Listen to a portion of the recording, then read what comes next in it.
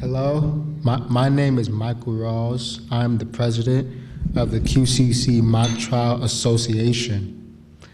I would like to welcome you to our Law Day program entitled Commemorating the 50th Anniversary of the Voting Rights Act of 1965, sponsored by the Queensborough Community College Mock Trial Association.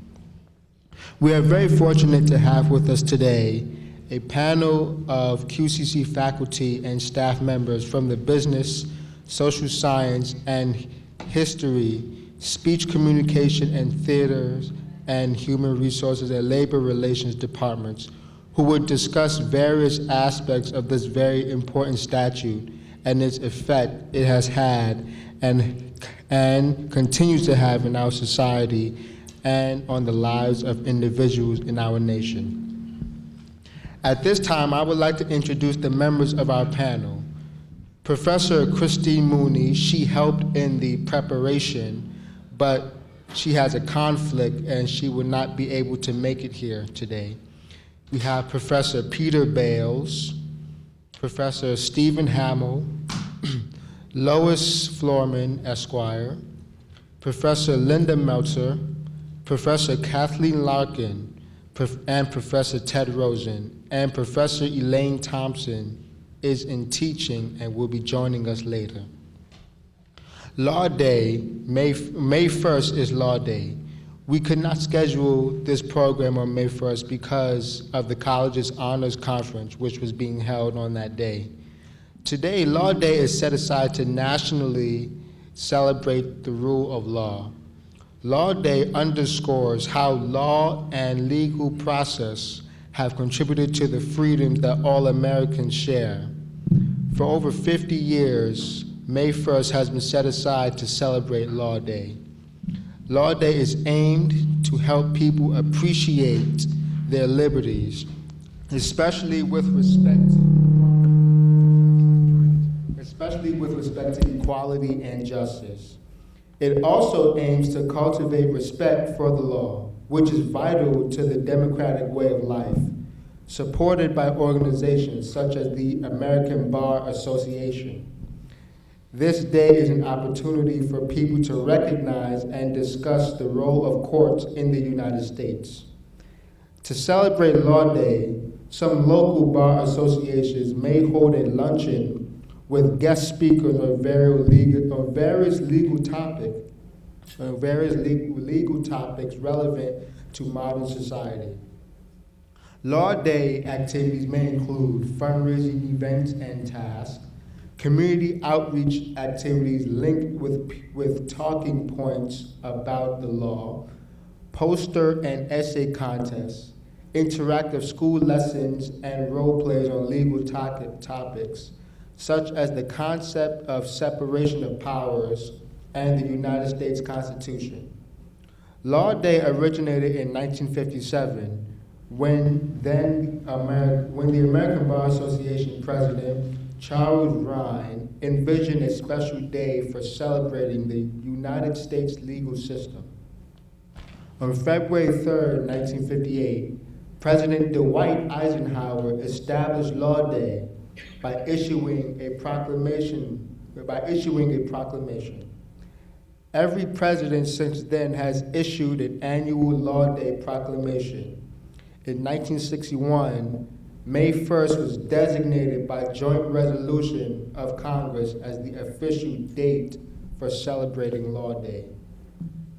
According to the Legal Information Institute, the President is requested to issue a proclamation calling on all public officials to display the flag of the United States on all government buildings on Law Day, and inviting the people of the United States to celebrate Law Day with appropriate ceremonies and other appropriate ways through public entities and private organizations and in schools and in other suitable places.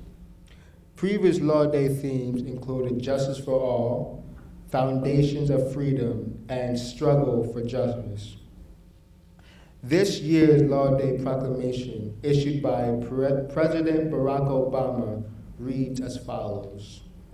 Throughout the world, the rule of law is central to the promise of a safe, free, and just society. Respect for and adherence to the rule of law is the premise upon which the United States was founded, and it has been a cornerstone of my presidency. America's commitment to this fundamental principle sustains our democracy. It guides our progress, helps to ensure all people receive fair treatment, and protects our government of, by, and for the people. This Law Day, we celebrate a milestone in this extraordinary history of the rule of law by marking the 800th anniversary of the Magna Carta.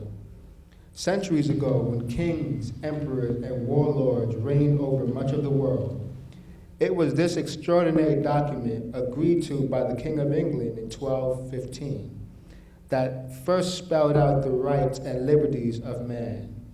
The ideals of the Magna Carta inspired America's forefathers to define and protect many of the rights expressed in our founding documents, which we continue to cherish today. The Magna Carta has also provided a framework for constitutional democracies throughout the world, and my administration is committed to supporting good governance based upon the rule of law. Around the globe, we support strong civil institutions, independent judiciaries, and open government because the rule of force must give way to the rule of law. For more than 2 centuries, we have witnessed these values drive opportunity and prosperity here in the United States. And as president, I will continue to work to bolster our system of justice and advance efforts that do the same overseas. America is and always has been a nation of laws. Our institutions of justice are vital to securing the promise of our country, and they are bound up with the values and belief that have united people throughout the ages.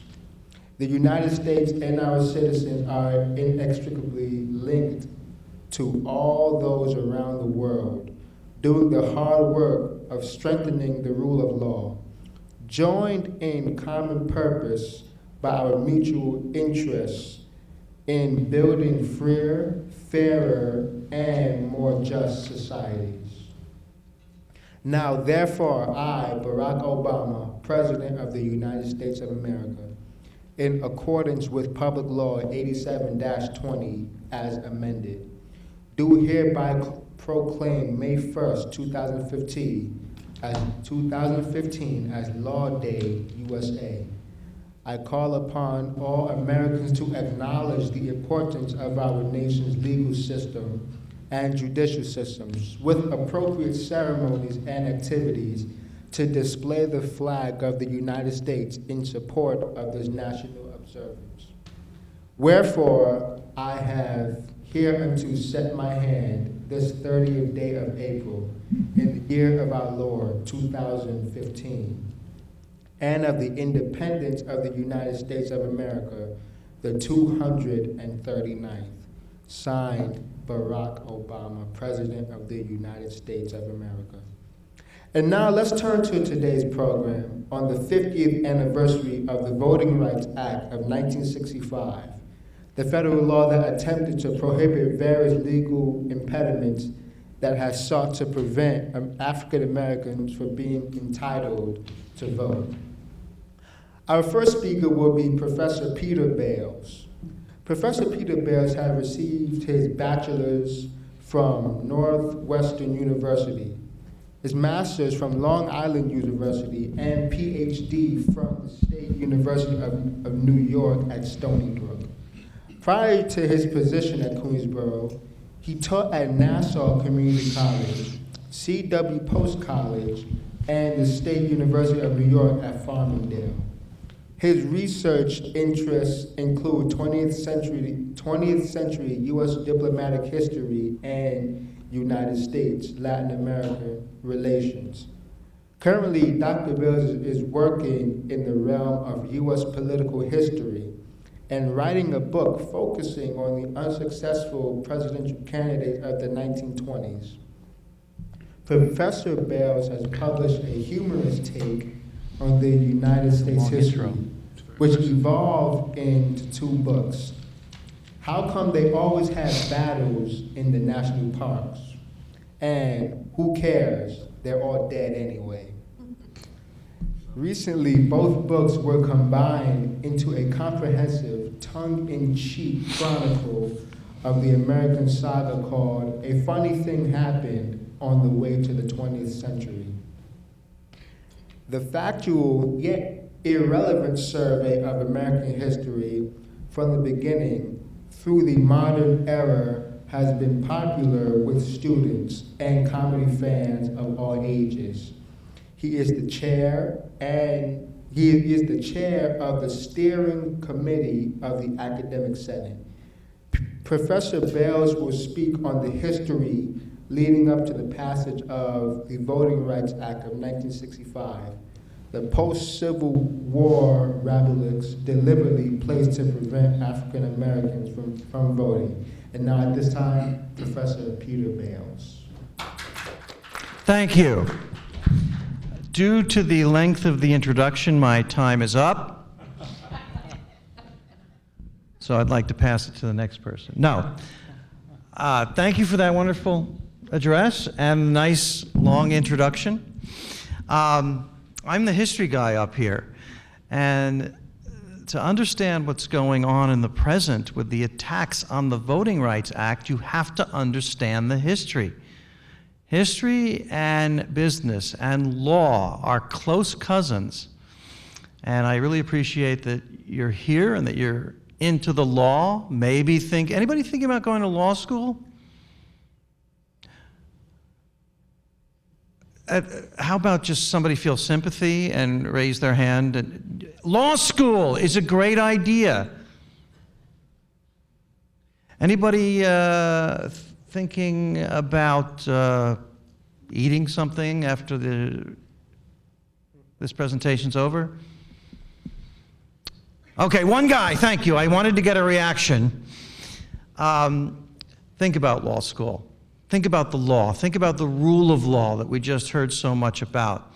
That's what this is about. And as far as the history is concerned, you have to know the history. History is great. The study of the law is great. And if you're in business, understanding history can help you in business. Okay, enough about that. The Civil War. My time is limited, so I'll just tell you the North won.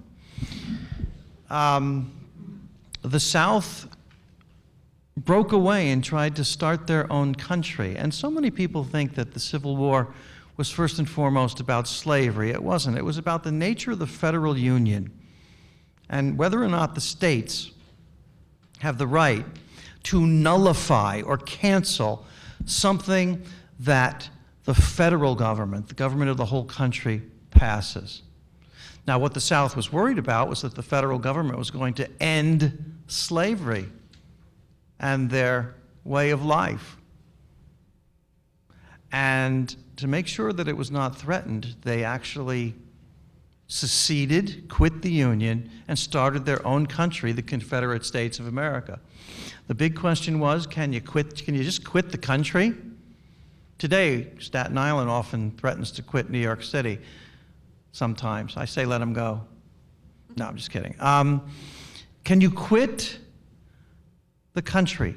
Can a state cancel a law passed by the federal government? That was the big question in the Civil War. And the South lost, and they were brought back into the country. And amendments were passed and added to the Constitution. The 13th Amendment, ending slavery. The 14th Amendment, equal treatment under the law. The 15th Amendment, which really shouldn't have been needed, but was, voting rights for African Americans.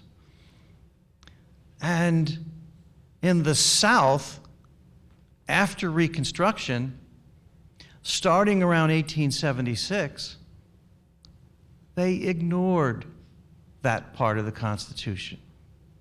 It was not the rule of law. It was more than 100 years of a horrible thing that you know about called segregation, the separation of the races. And after a brief period when both the Republicans and the Democrats thought that they could get African Americans to surely vote for them, by the 1880s, white Southerners in the South, who control now their state governments, and quite frankly are racist, create a segregated society and put up all kinds of barriers against the right of African Americans to vote. And it is unspeakable what they did, but it's part of our history. Our history is probably not the melting pot that your fifth grade teacher told you about. It's more like a boiling cauldron that you learn about in college. White Southerners charged African Americans a tax, a poll tax, to vote. And most African Americans, who are not slaves anymore but sharecroppers, are desperately poor and they didn't have the money and they couldn't vote. And poor whites, well, will waive the fee. There was a literacy test. And most African Americans, many of them former slaves, did not have any education at all, could not read, and thus could not pass a test, a reading test, in order to vote. And many poor whites could not read either, but, well, we'll let you slide on this one. The grandfather clause, listen to this, horrible. They passed state laws that said if your grandfather was ineligible to vote, then you can't vote. And since for a number of decades there, every African American's grandfather had been a slave, well, then they couldn't vote. These are horrible barriers to voting. And even though it said in the Constitution that African Americans could vote, there was not the rule of law, because the southern states were ignoring the Constitution, and the federal government, quite frankly, didn't care enough to do anything about it. There were whites-only primaries. You know what a primary is. It's the pre-election when a party chooses who their candidate's going to be.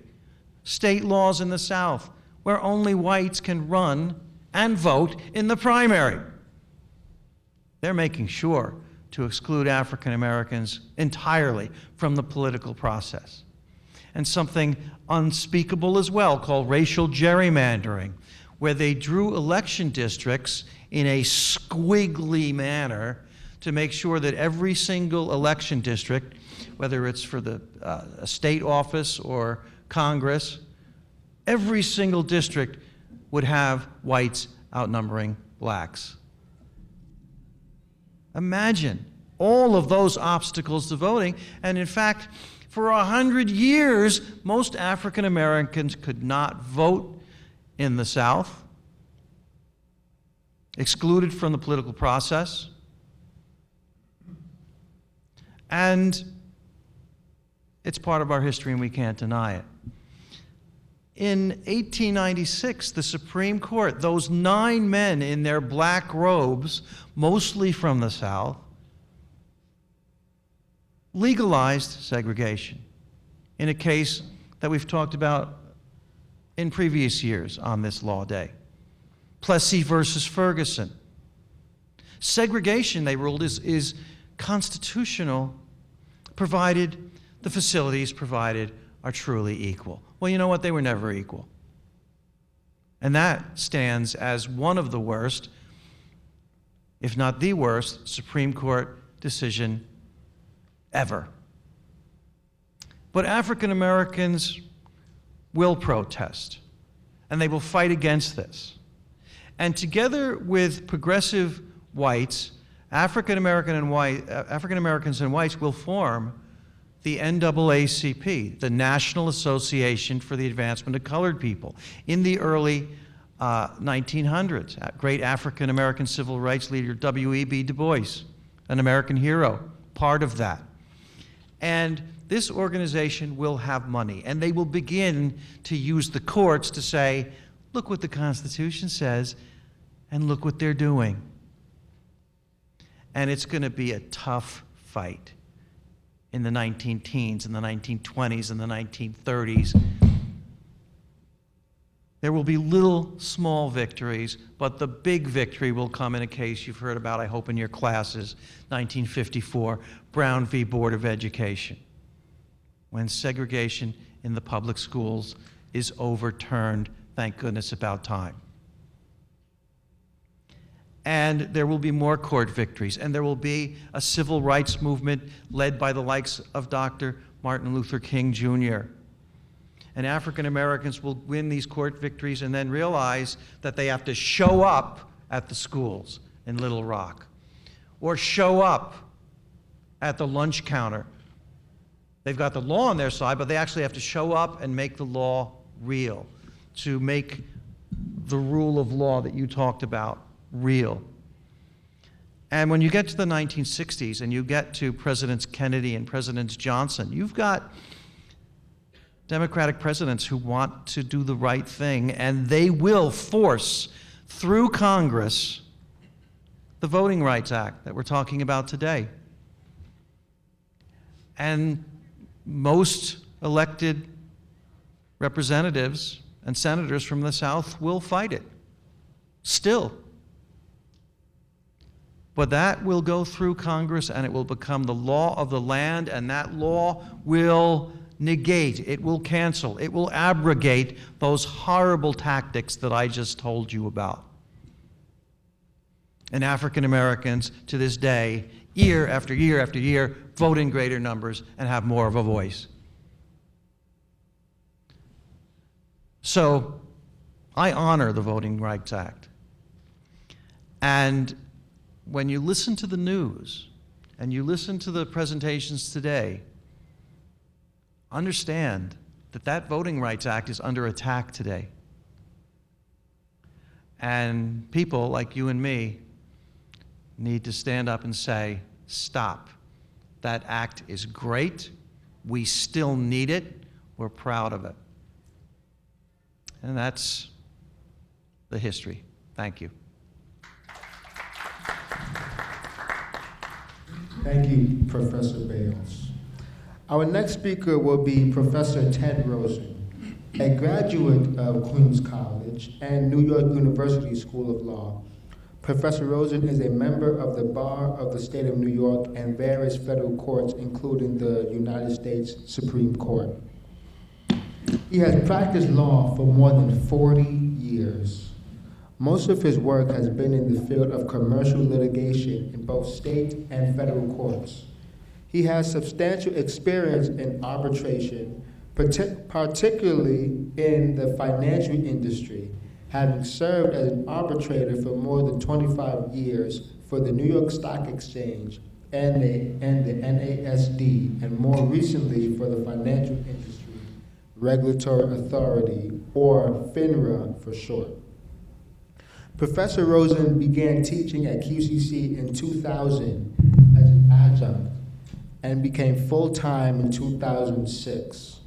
He teaches business law and principles of finance and is one of the faculty advisors to our mock trial team. Professor Rosen will talk about legal attacks on disenfranchisement before the Voting Rights Act. At this time, Professor Ted Rosen. Thank you, Michael. The program today is to celebrate the passage of the Voting Rights Act of 1965, which was a very, I'm going to try this without the microphone, which is a very, can you hear me in the back? Which is a very important law.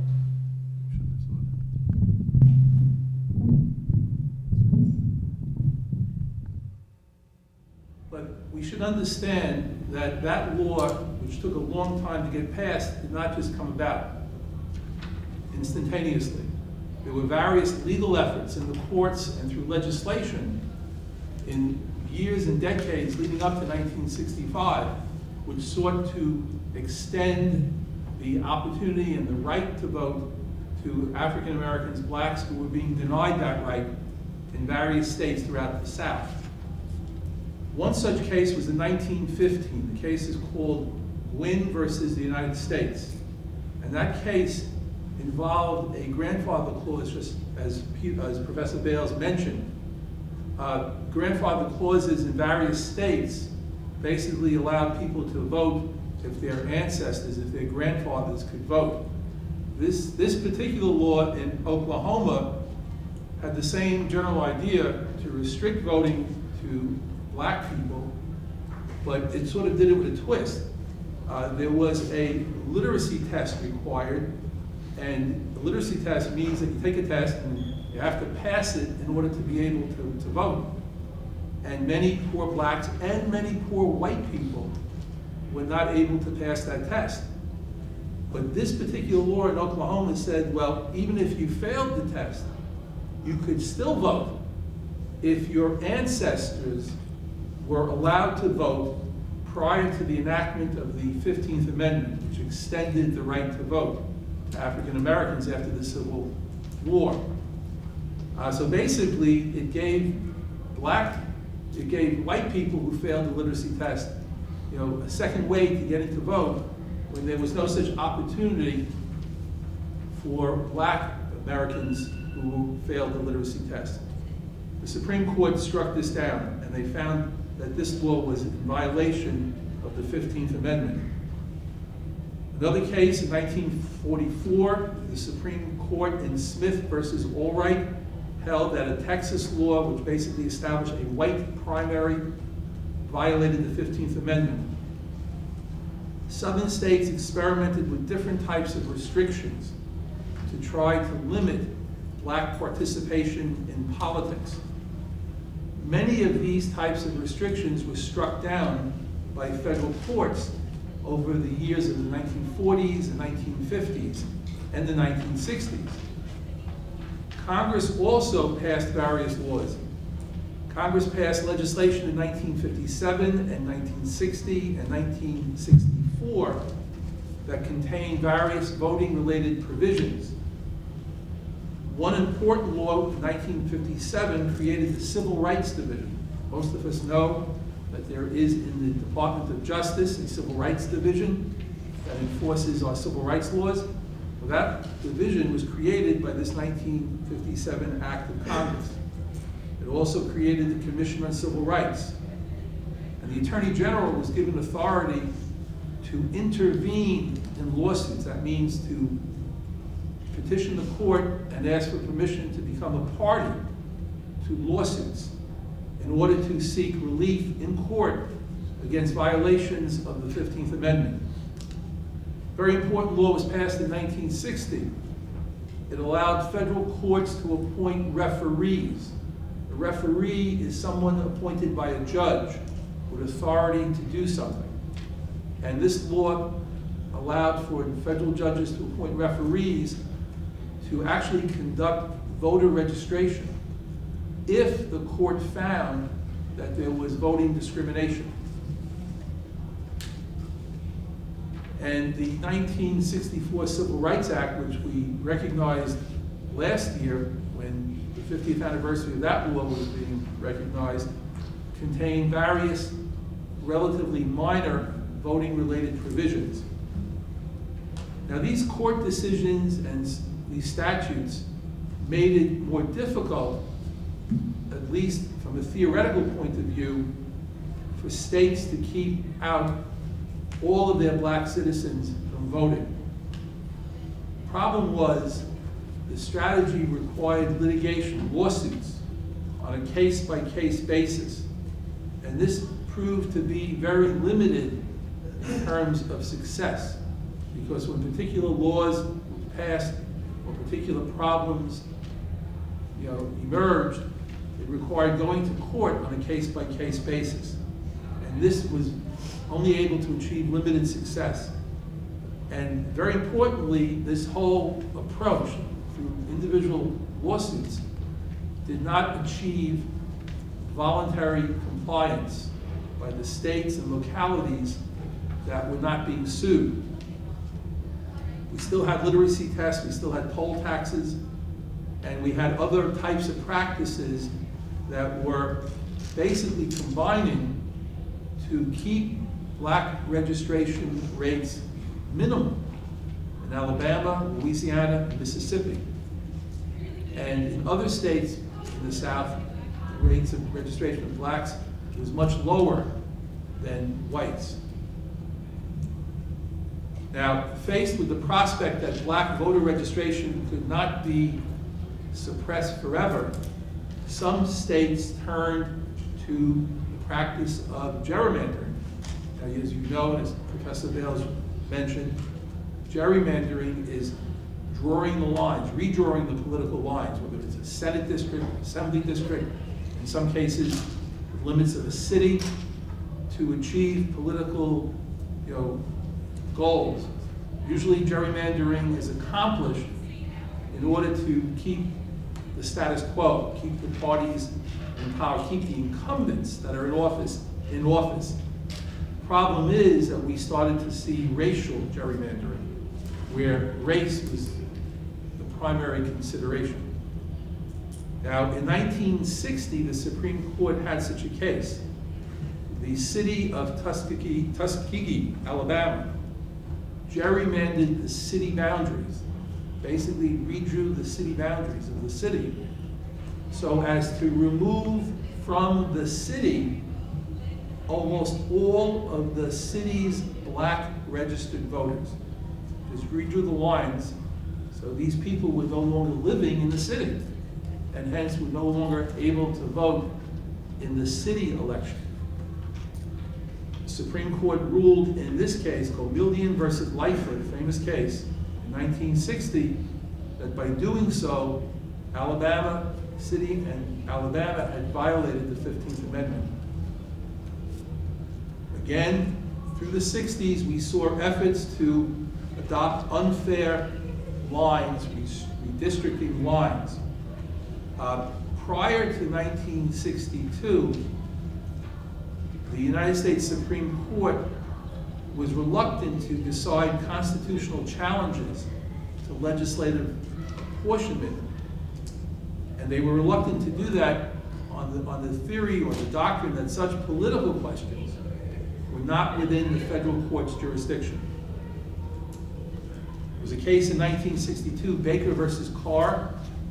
The Supreme Court recognized that grossly malapportioned state legislative districts that were really drawn improperly, basically for racial gerrymandering, could seriously undervalue or dilute the voting strength of the residents of overpopulated districts. Meant if you lived within a district where the lines were drawn so there were many people put in to that district, your vote carried a lot less weight than if you lived in a district where there were a lot less people.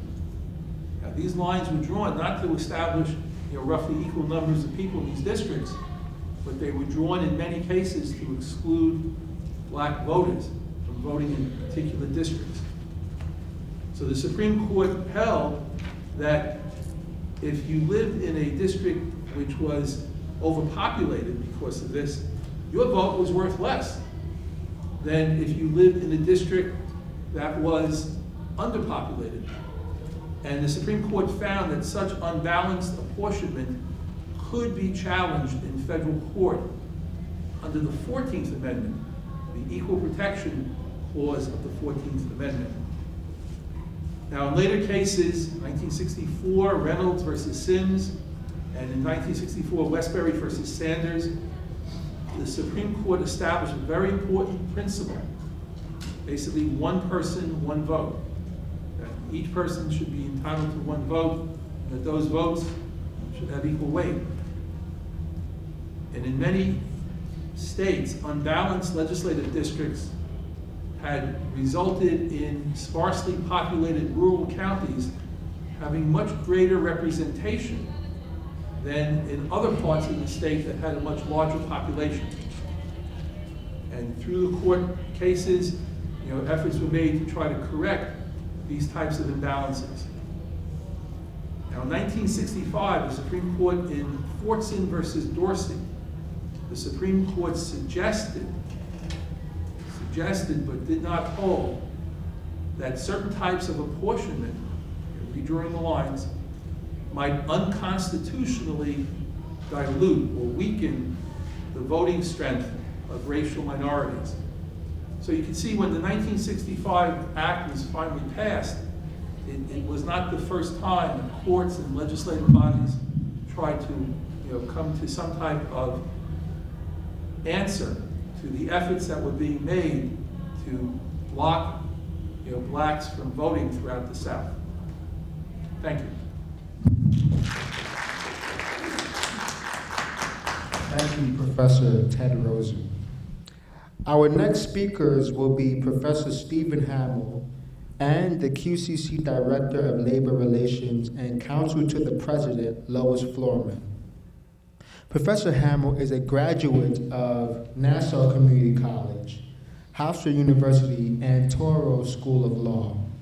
He is admitted to practice law in New York and Connecticut and in the federal district courts for the Southern and Eastern District of New York. He has practiced law in New York and has a substantial experience in real estate, including in particular title insurance issues, having served as counsel to Chicago Title Insurance Company. Professor HAMMEL began teaching at Queensborough in 2009 and teaches business law, business organization and management, finance, marketing, and statistics. Professor HAMMEL is one of the faculty advisors to the Stock Market Club and previously had been an advisor to the mock trial team.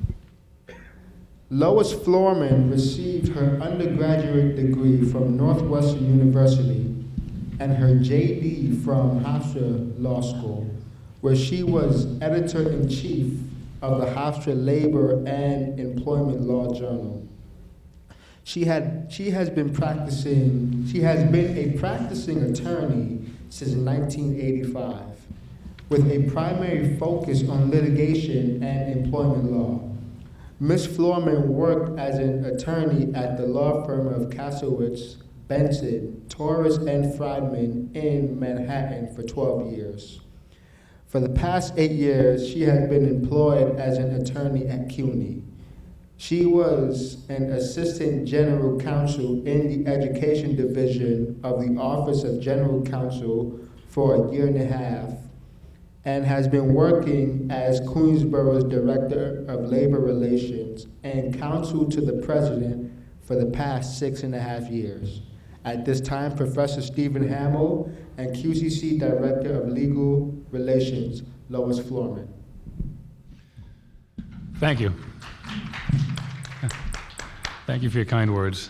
I guess the order of this, Counselor, will be I'll just handle the act itself, and you can handle the amendments, if that sounds good. And then I think I'll be returning immediately thereafter to talk about the Katzenbach case, which really relates to this also.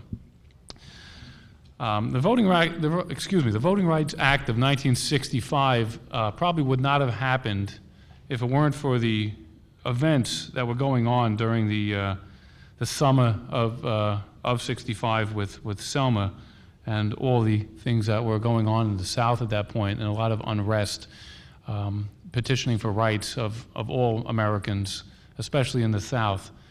And what happened was it brought a lot of focus on the issue of the inequality of the voting that was going on in certain particular states, generally in the South. Although there were problems in other areas, the main thrust of the problems were in the South. Due to this focus on a national scale, the 1965 the 1965 Voter Rights Act was enacted.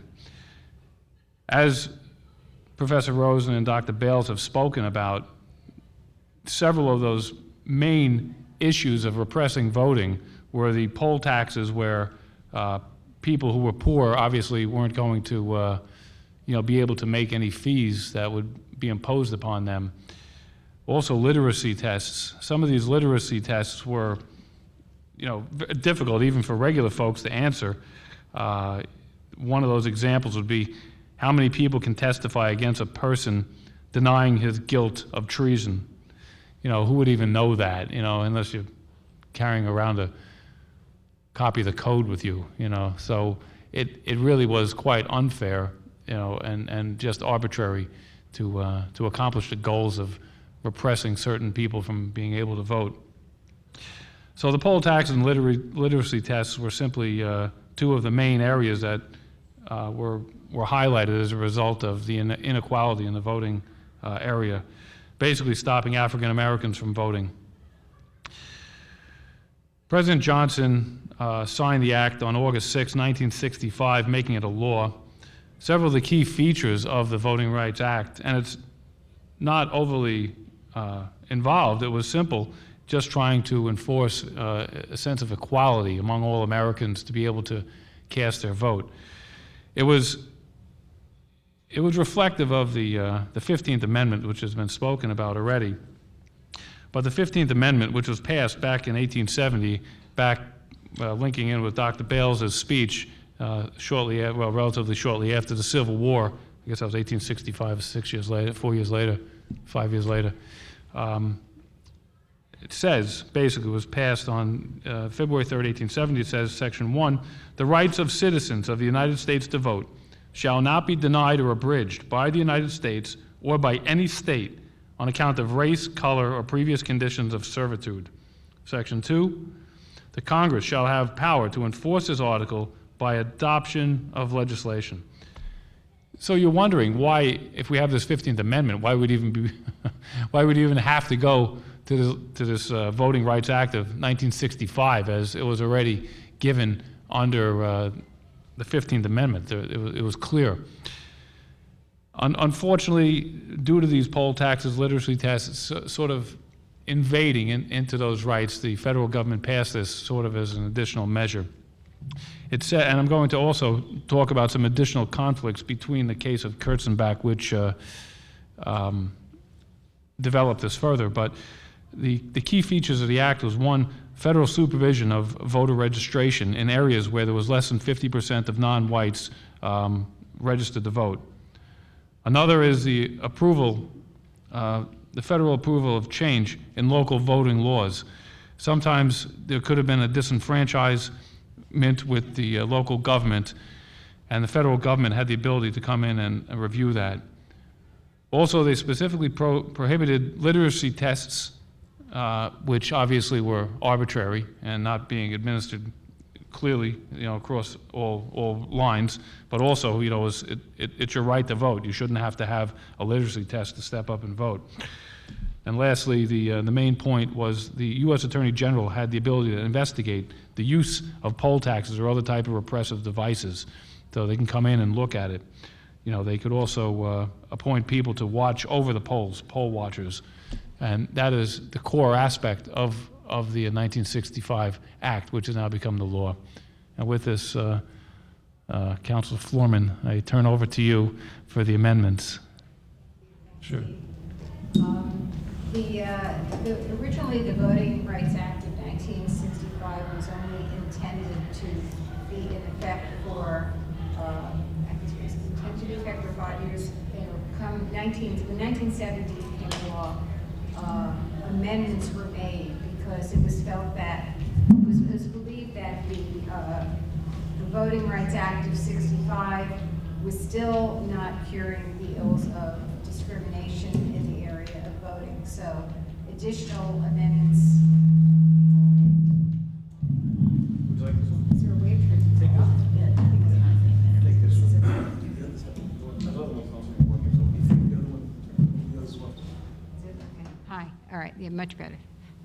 So the 1970 amendments were enacted to extend the 1965 voting rights and also to expand because the ills and the evils that were intended to be eliminated in 65 were still going on to a certain extent. So the 1970 amendment was extended by President Nixon on June 17, 1970. The key provisions of the amendment was that for the first time it prohibits on a nationwide scale the use of literacy tests and other devices which Congress had found to be discriminatory as preliminary qualifications to vote in any federal, state, local, general, or primary election for 5 years, because this 1970 amendment was only enacted to be for a 5-year period. The original act from '65 was actually specifically put into effect with respect to 7 of the southern states, which I think have already been mentioned: Alabama, Georgia, Louisiana, Mississippi, North Carolina, South Carolina, and Virginia, which had used devices such as poll taxes and literacy tests to obstruct registration by African Americans. Another provision of the 1970 amendment was that it permitted 18-year-olds to vote in any general or primary election for federal office.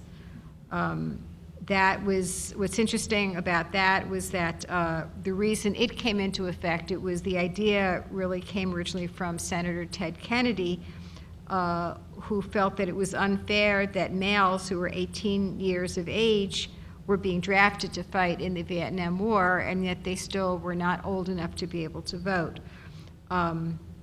He convinced Congress to add a provision which would guarantee citizens at least 18 years of age the right to vote in federal, state, and local elections. However, the amendment actually was limited to federal office. President Nixon was against the idea of having this be expanded to all different levels. He felt that this was unconstitutional, that the federal government didn't have the right to control what the state did. And he actually, he signed the legislation into effect, but he also included a statement that he was going along with it, but he felt that ultimately this is something which really had to be made as an amendment to the Constitution.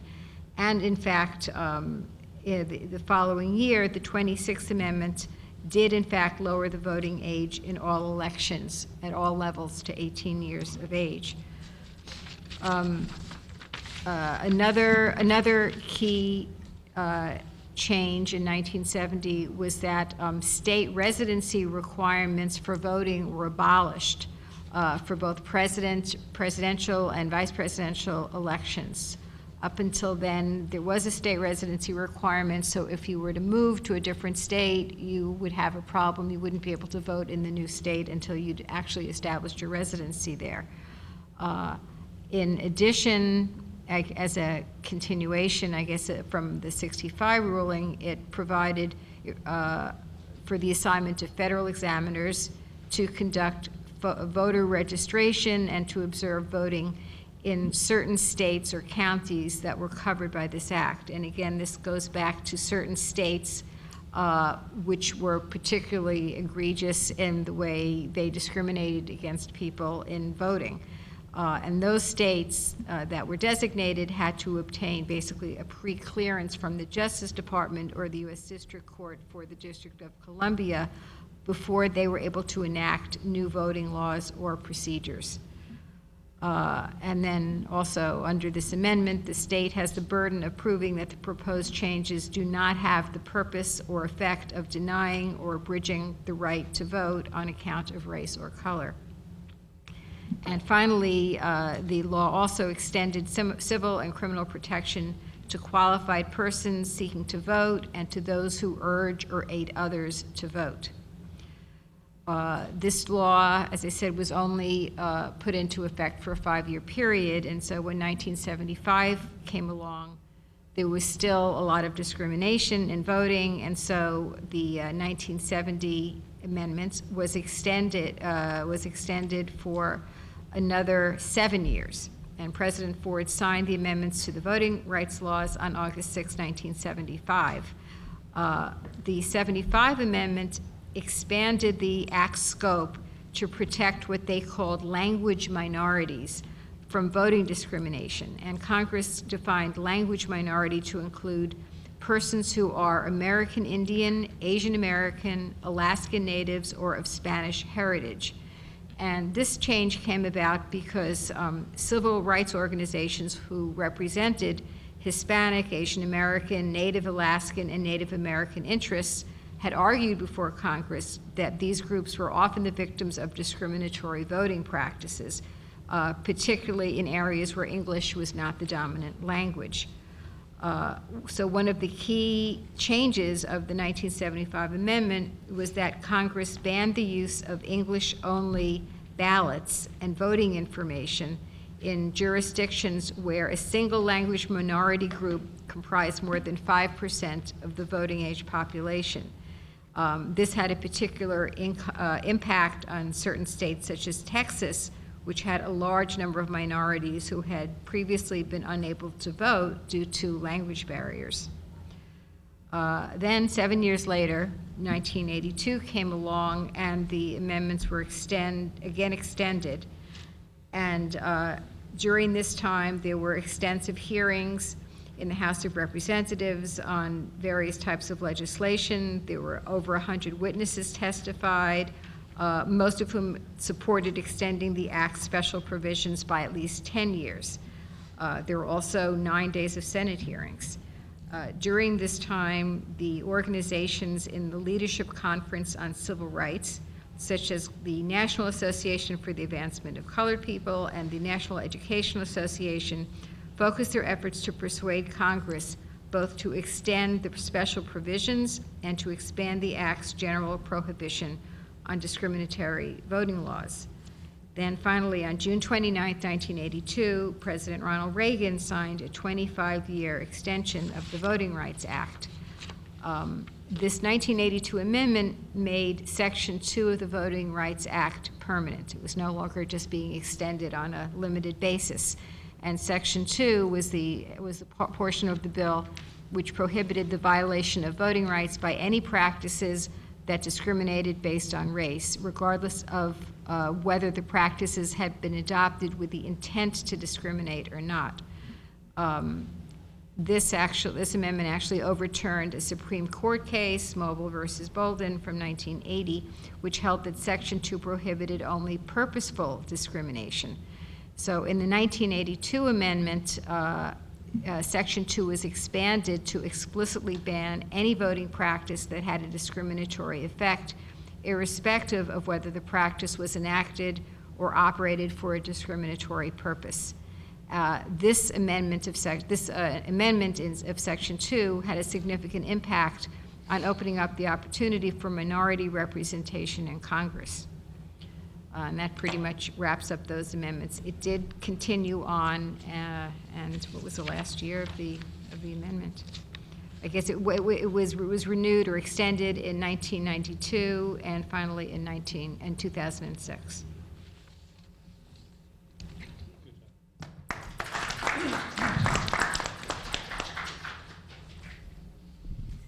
Our next speaker is Professor Linda Meltzer.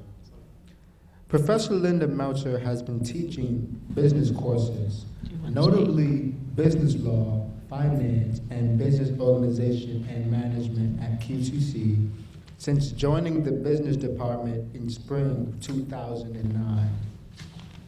Professor Meltzer received her JD in 2006 from New York Law School and was admitted to practice law in 2007. Obtaining her law degree added to Professor Meltzer's Master's of Business Administration from Baruch College in 1987 and her bachelor's from Lehman College in 1976.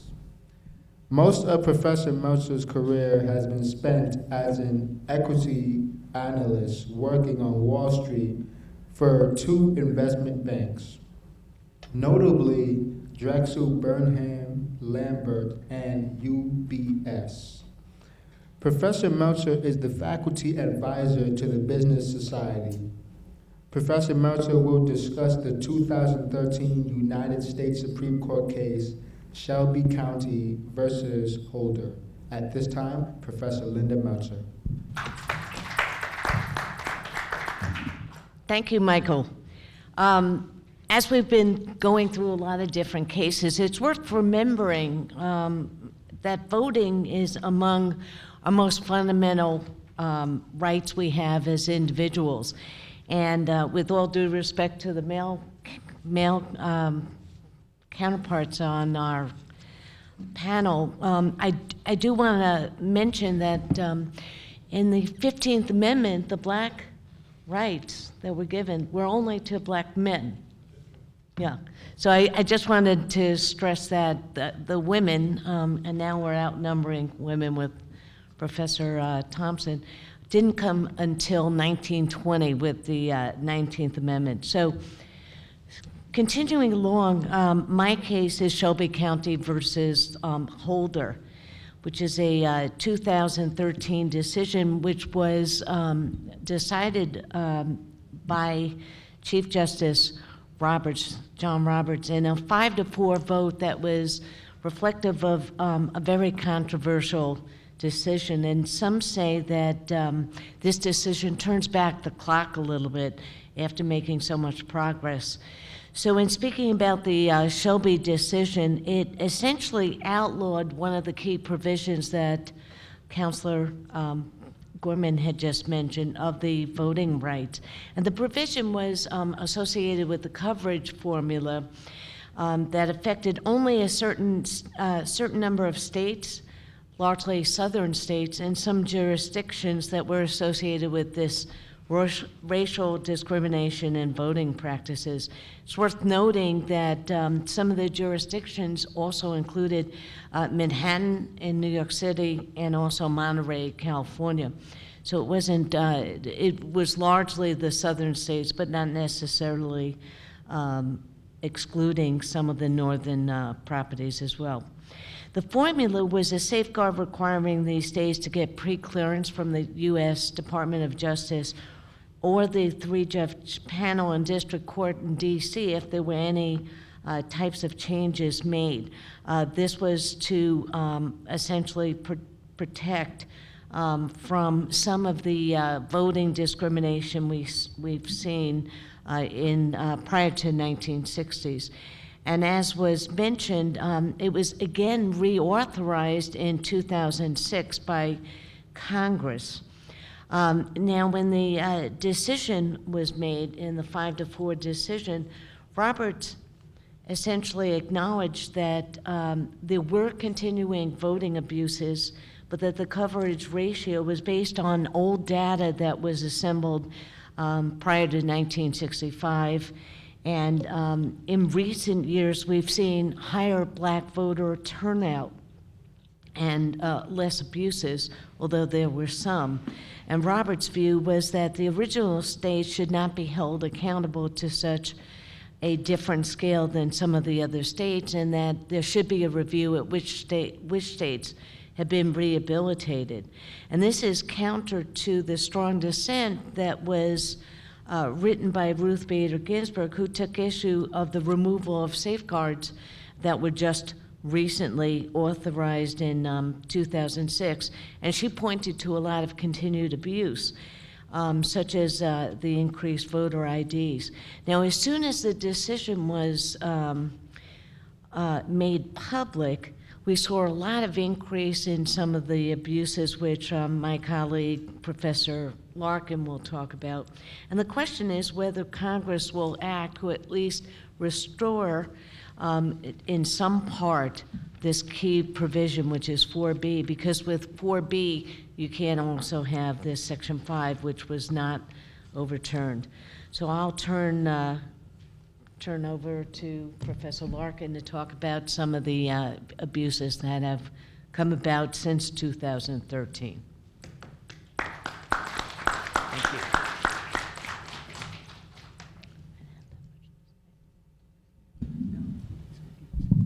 Professor Kathleen Larkin is a graduate of St. John's University School of Law. She served for 5 years as an assistant district attorney in the Manhattan District Attorney's Office. Professor Larkin maintains a law practice in Suffolk County, New York. Her practice is a general practice which includes criminal defense work for indigent clients. Prior to teaching at Queensborough, Professor Larkin taught at Joseph's College in Patchogue, New York. She began teaching at Queensborough in January of 2010 and teaches business law, principles of finance, and business organization and management. Professor Larkin will discuss new voting restrictions and voting requirements post Shelby County versus Holder. At this time, Professor Kathleen Larkin. Okay, again, it's important to remember what we're talking about here. As Professor Meltzer said, the part of the Voting Rights Act that was eliminated by the Supreme Court talked about pre-clearance. And what that means is that there were certain states and jurisdictions, including parts of New York, that had to make requests to the government before they changed their voting laws. So that was done away with, which meant that the states could now just go do what they wanted without anybody looking over their shoulder, so to speak. What we've come up with then in a lot of states is voter identification laws, where you have to have an identification when you go to vote. To date, we have 20 states that do not have any form of identification, and New York is included in that. Having said that, however, when I poll students, I'm told very often that they're required to show an ID when they show up to vote. That's not supposed to be the case. The only time you're supposed to show an ID is if your identification didn't go through in a timely fashion, and the first time you go to vote, you may have to. But otherwise, New York State is a non-identification state. There are 15 other states, actually I should say there's 19 states plus the District of Columbia, no ID. 15 states which require a non-photo ID, and 15 states, soon to be 16, with North Carolina's law being instituted in 2016, which are the strictest, which require an identification, a state-issued identification to vote. Now, I've also heard, the argument that I have with many people, like, what's the big deal? So what? You have to have an identification. Again, go back to what we've said. This is a fundamental right as a United States citizen. So if you remember your law classes, what do we know about fundamental rights? They require the strictest scrutiny when you are going to interfere with them. You have to be the minimalist, if you will, and not interfere with a right to vote. So if you read the research, there is no research to suggest that poor black people en masse are fraudulently voting. All right, voter fraud is not a big problem in this country, absent maybe Chicago and some, areas in the past. But generally speaking, this is really not something we need to get all hot and bothered about, all right? But nevertheless, we are. So you ask yourself, why? Well, I am going to talk about post Shelby, but I want to just share with you a personal experience.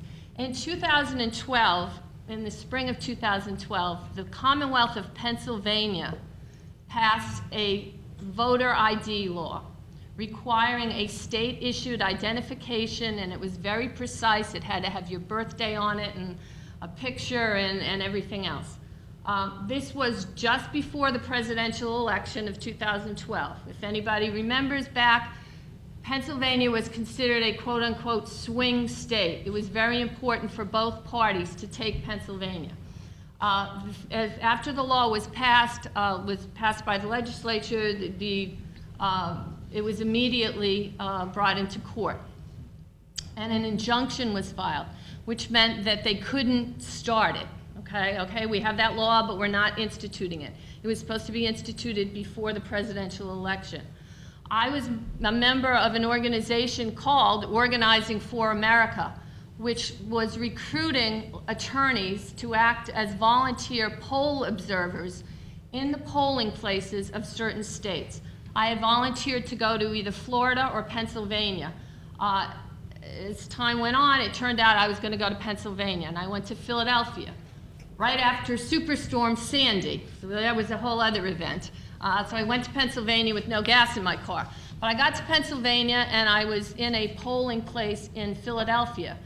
And as an attorney, I was allowed in. And the reason that this organization which was really under the auspices of the Obama campaign, but it was called Organizing for America, was to try to help people, because people were showing up and there was mass confusion.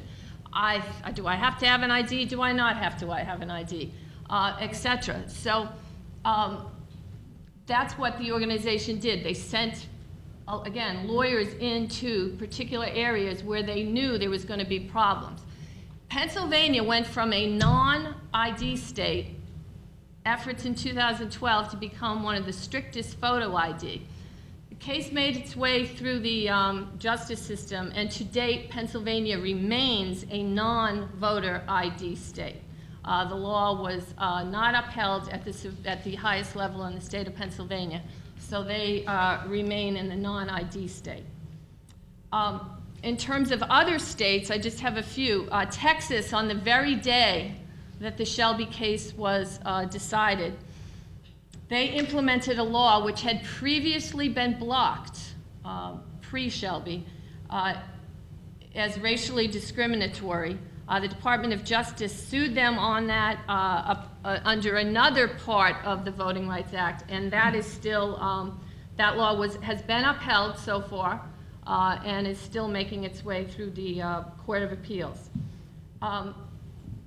Again, you know, just to reiterate about why this is important, in Mississippi, okay, Mississippi, another state that was required to do pre-clearance, they also moved to enforce a previously disallowed voter ID law. They are now a state that requires a photo ID. Now, again, these cases will go through the courts. Why that is not a good thing for Mississippi is as follows. If any of you, do any of you have your passport? Anybody has a passport? Okay, that would be okay. Anybody have a driver's license? Anybody not have a driver's license? Okay, we have a couple of people who don't have a driver's license. If you wanted to get a driver's license, how far would you have to travel? Not very? Okay, if you live in Mississippi and you want to get a driver's license, or you want to go to their version of DMV to get a non-driver voter identification, 35% of the people in Mississippi live more than 10 miles from their closest state issuing identification licensing place, all right? In addition to that, 13 predominantly African American counties in the state of Mississippi lack a full-time, I'll call it DMV office. They're not open. They're not open. They might be open once a week if they're lucky. That's why it becomes important, you know, and why it is difficult for people who are poor and who are of color or who don't speak the English language to get these kind of identifications that are required by these states. Alabama has one of the strictest photo ID laws. In addition, when you first go to Alabama and you want to get the ID, you have to prove your citizenship.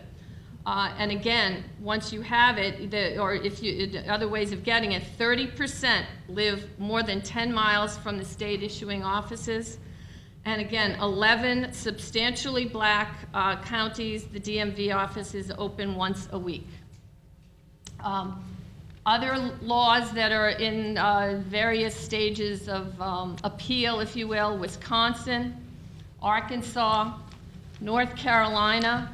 North Carolina's law is a voter ID law. It will become effective next year. And again, another important thing to remember is just because you live in New York, don't think it can't happen to you, okay? North Carolina was not one of the pre-clearance, only parts of it was. North Carolina had no voter ID. Now they have one of the strictest voter ID laws effective next year.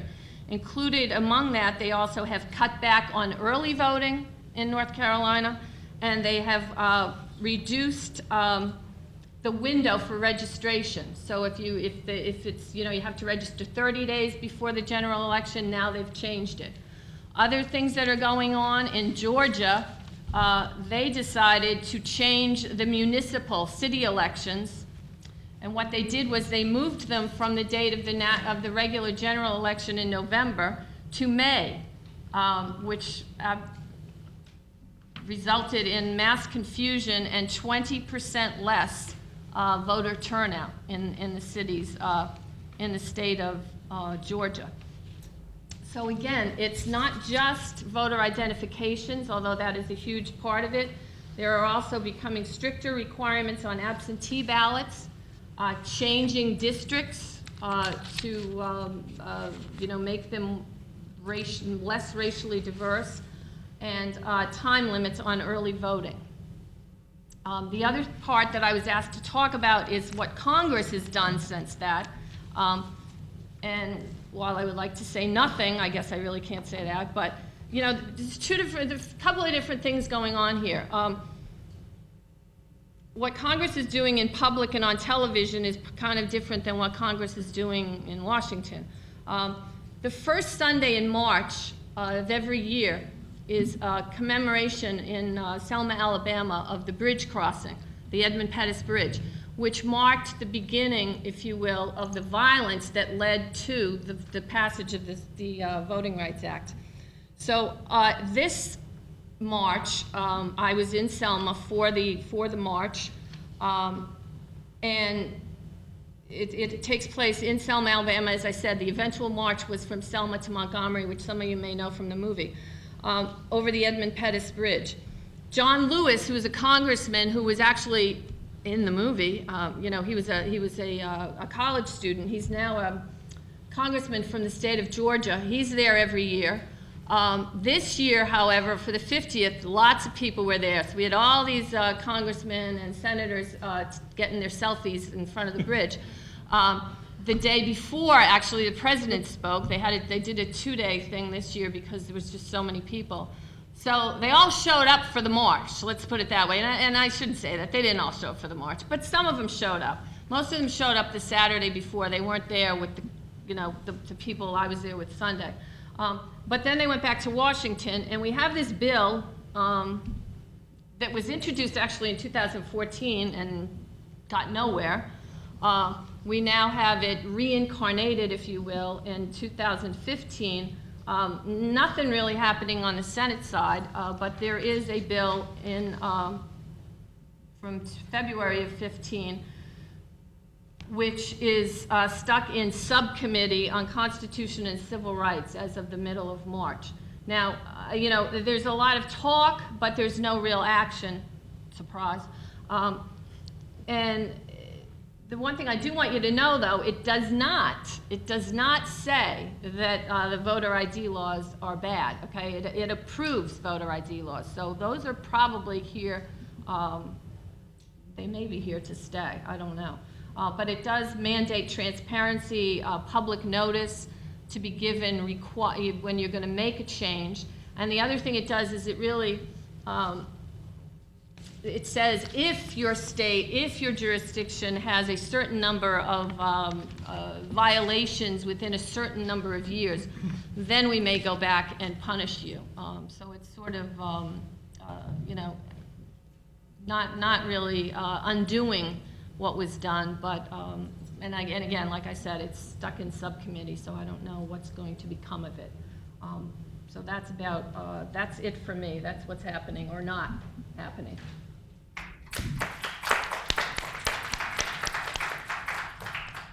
At this time, Professor Rosen will return and speak about a recent Supreme Court case, Alabama Legislative Black Caucus versus Alabama, and Alabama Democratic Conference versus Alabama, which was decided in March of this year. Once again, Professor Ted Rosen.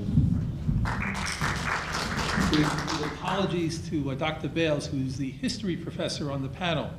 I would not want anyone in this room to think that what we are talking about here today is a matter of ancient history.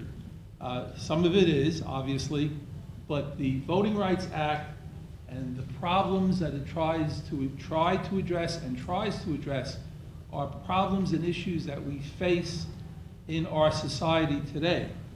And if anyone needs proof of that, I'm going to talk to you about a case, which was a consolidated case, 2 cases put together. Alabama Legislative Black Caucus versus Alabama, and the Alabama Democratic Conference versus Alabama. This case was decided on March 25th, of this year by the Supreme Court, just a little bit, less than 2 months ago. The case stemmed from redistricting that took place in Alabama following the 2010 census. As you know, every 10 years we have a census, and a year or two after that, the state legislatures look at the lines and they redraw the lines based upon the data collected in the census. And as we've said before, they gerrymander. I mean, that's just the way American politics is carried out. And whether it's good or bad, it's okay, it's accepted. The problem is racial gerrymandering. Okay? The purpose of gerrymandering in general is to keep the status quo, to keep the incumbents that are in a certain district in that district. And it's sort of a tacit agreement between the Democrats and Republicans, to do that. This particular case stemmed from the redistricting that occurred in Alabama following the 2010 census, and the maps that came out based upon that census in 2012. These maps were challenged by the Alabama Legislative Black Caucus and the Alabama Democratic Conference, and by other plaintiffs. The plaintiffs in these cases said that the Republican state legislators had engaged in racial gerrymandering by paying too much attention to making districts almost identical in population, and by making sure that substantial black majorities in existing districts would not even slightly diminish. Now, at first blush, you would think, well, they're doing this to protect the black representatives that were already elected. But what they were actually, the Republicans who controlled the state legislature in Alabama were trying to do was to make sure that the black voters would not spill out into other districts, so that the number of black representatives would increase. A lawyer for the Alabama Democrats said that the state employed rigid racial targets to design all of its black majority districts based on mere racial statistics alone. He said that racial quotas in the context of redistricting are dangerous. He said they can be ways of giving minorities faced with polarized voting a fair opportunity to elect, but they can also be a way of unnecessarily packing voters by race in ways that further polarize and isolate us by race. The state attorney, the Alabama Solicitor General, defended the maps, and he said that the redistricting was legally drawn to preserve the status quo, because the Republican Party had won a majority for the first time in Alabama in 130 years. He said that the drafters of the plan were seeking to comply with a section of the Voting Rights Act by keeping the same proportion of black voters in each district as under previous plans. Interesting that here the Voting Rights Act is actually being used by the state of Alabama to, in effect, limit the increase in black political power. In almost all these other situations, the Voting Rights Act is being used to extend voting to black people and to extend their ability to elect, their fair number of representatives, if whoever they voted for. But here it was being used almost in the opposite way. The case was started in federal court. When you go into federal court and you challenge the constitutionality of an act or a law, the case is most of the time heard by a 3-judge panel in the lower federal court. And that's what happened here. And the lower court, 3 judges, ruled that the redistricting plan was lawful. The judge who wrote the opinion wrote that the black voters in Alabama had been politically active and had been successful in electing their favorite candidates. In a pretty strong dissent, the judge in the lower court, Judge Myron Thompson, said that there was an irony to these cases, because the Supreme Court, in the case that we just heard about, in the 2013 case, basically was striking down parts of the Voting Rights Act based upon the fact that it was based, as Professor Meltzer was saying, on old data. Here, the state of Alabama was using that Voting Rights Act to preserve, in effect, the number of black representatives that had been elected, to limit, I should say, the number of black representatives that had been elected. The case goes up to the Supreme Court and was decided, as I said, in March of this year, in a 5-4 decision, with Justice Anthony Kennedy joining the 4 liberal judges on the court. As you probably know, there are 4 liberal judges and there are 4 conservative judges. Justice Anthony Kennedy is seen by many people as sort of being in the middle. Justice Breyer wrote the majority opinion and said that the lower court had done an incorrect analysis, basically by failing to consider the role of race on a district-by-district basis. The lower court basically analyzed it on a statewide basis. The Supreme Court said no, that the court has to look at the role race was being played, was being used, district by district. And it sent the case back to the lower court. So the case is not over. This decision was back in March, so there will be further proceedings in the lower court, and they're going to have to take a look, at a district by district basis, how race was being used to draw up these new maps that were adopted by the state legislature. The lower court holding that the Supreme Court said was also erroneous because the challenged districts would not satisfy strict scrutiny. Okay, my colleague mentioned strict scrutiny. Professor Larkin, in talking about when a fundamental right is being challenged, the Supreme Court said that the lower court was wrong because the districts that were being challenged would not meet this very high test of strict scrutiny because the lower court basically had a misconception of the law. The Supreme Court said Section 5 does not require a covered jurisdiction to maintain a particular minority percentage. That's what Alabama was doing. They were maintaining minority percentages in those districts where the majority was a minority. The Supreme Court said that Section 5 requires the jurisdiction not to maintain a particular minority percentage, but to maintain a minority's ability to elect a preferred candidate of choice. Big difference.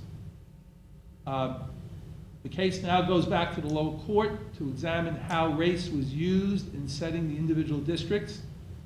A lawyer for the NAACP Legal Defense and Educational Fund, John Paul Schnapper-Casteris, praised the decision, saying it provides an opportunity for black voters to go back before a trial court, federal district court, to examine how Alabama used race to limit black electoral strength.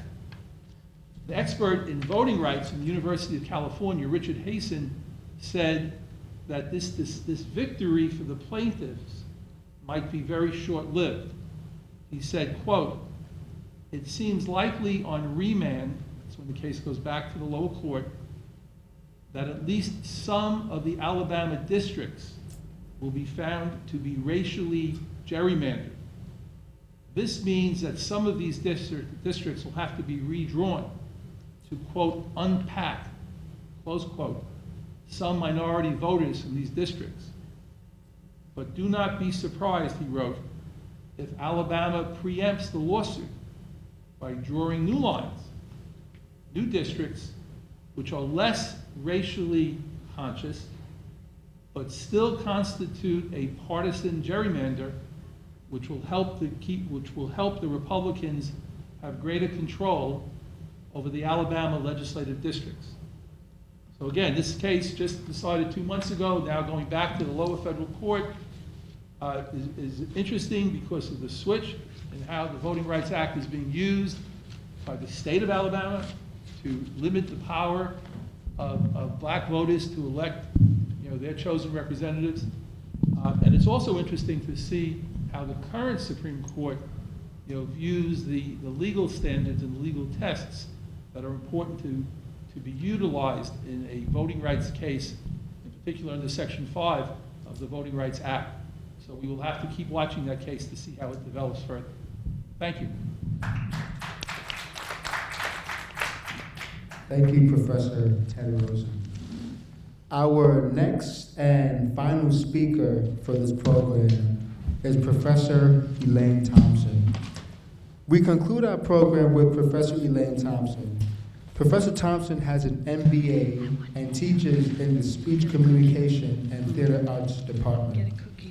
She is one of the faculty advisors to the mock trial team and one of the advisors to the QCC business plan team.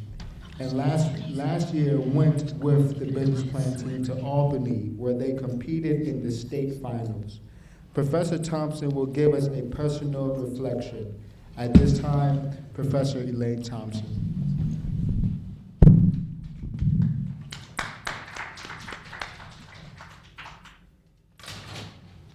So we know now that the right to vote was very hard fought. It was not something that came easy.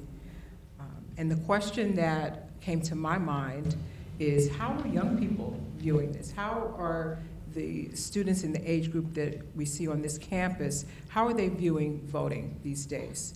So I'm speaking now to the millennials, those of you born between 1982 and 2000. Certainly not my generation and probably not generation for most of our panelists up here. We're the baby boomers, you're the millennials, yeah? So look at it this way. Millennials are coming out to vote, but not in numbers that are strong enough. The majority of the voters who come out to vote are senior citizens, those 65 and above. We get also a large number of people in their 40s that come out and vote. But the millennials are not coming out in numbers that are really strong enough to make a difference. Why should that matter? Because when myself, and I'm going to include the panelists in this as well, when we vote on issues, we're voting on things that are germane to our generation. Retirement, healthcare, items like that. When you think about the things that are important to you and your generation, other millennials, there are probably issues like student loan rates, like to see those go down. How about financial aid? We'd like to see more assistance and more Pell Grants in that as well. What about the DREAM Act? Are there candidates that are supporting that? That might be an issue that's more important to a younger demographic than someone who's about to retire. If you're looking for candidates that support what is important to you, then you need to get out and vote and support them. So the number one question that I had to find out, why are millennials not voting in the numbers that they need to? I did a little research. One of the things that was mentioned was the time, that you didn't have enough time to do it. And I understand that you're busy, you've got classes, you've got work, you've got personal responsibilities. The good thing about the voting polls, they're open from 6 a.m. until 9 p.m. here in New York, which allows most of you to make a quick stop by. You can do it in 15 minutes on your way to work or perhaps on your way after work. If the 9 a.m. to 6 p.m. doesn't work for you, my suggestion would be to let your employer know that it's really important to you, or let your professor know that you'd like a few hours off so that you can go and vote and make your vote your voice and make it count, yeah? Another reason why millennials are saying that they don't vote is there's some confusion on the process, on registration. Well, I'm going to take care of that for you right here today. Okay. The process to register is very simple. You need to be 18 years old by the end of this year, and I think that's going to include everyone in this room. You need to be a U.S. citizen. Now, that can either be a natural citizen or you can be naturalized in that. Not in prison or on parole for a felony. Misdemeanors would still allow that person to vote. Not trying to vote in another state. So you can't be registered to vote in another state because that would constitute voter fraud, but I don't think that's going to apply to a lot of us here as well.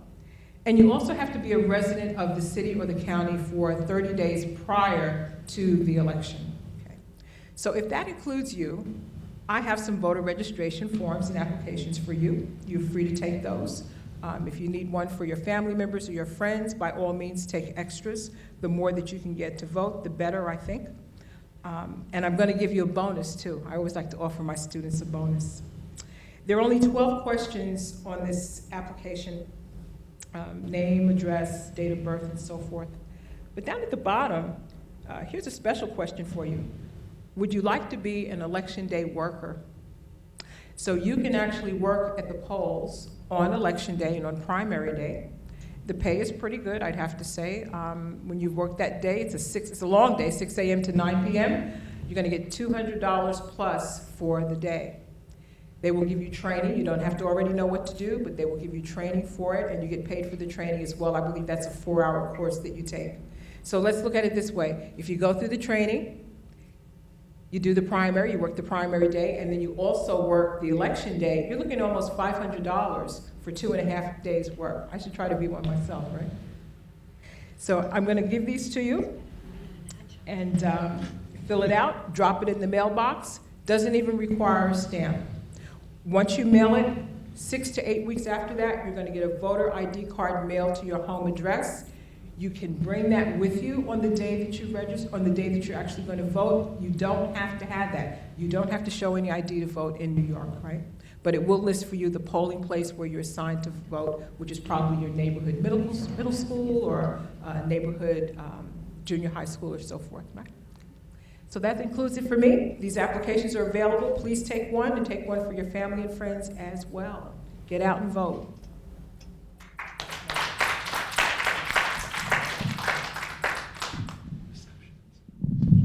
Thank you, Professor Thompson.